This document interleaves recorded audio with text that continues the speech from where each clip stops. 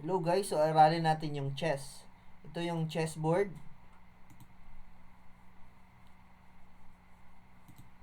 Yung king, yung queen, yung rook, yung bishop, at saka yung knight.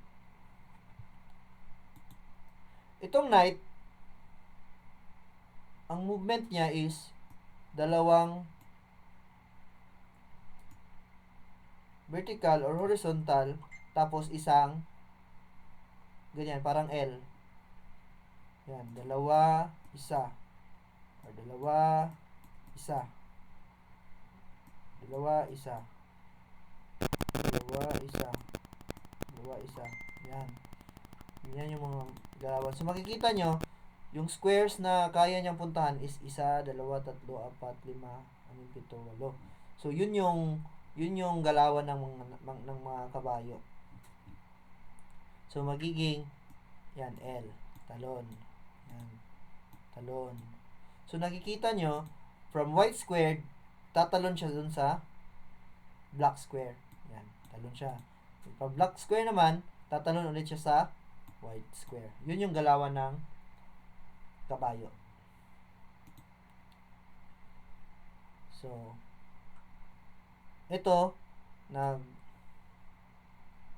ang pagkain naman ng ng kabayo is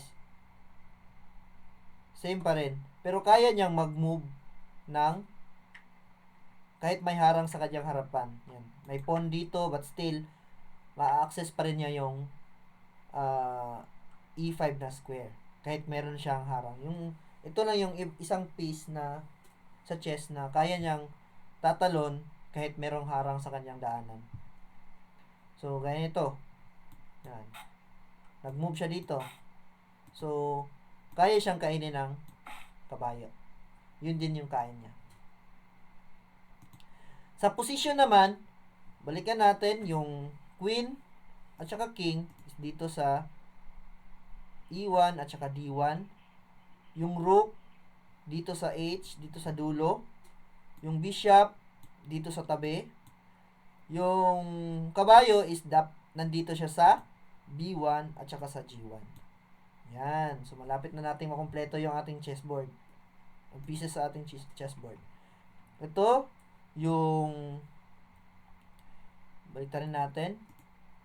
Yung king is nandito sa E8 na square. Tapos, dito naman, yung queen nandito sa D8. Yung rook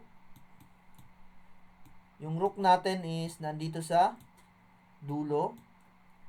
Yung bishop natin nandito sa tabi ng king at saka queen. At saka yung knight natin or yung kabayo nandito siya sa B8 at saka G8. So, yan yung one of the pieces ng chess.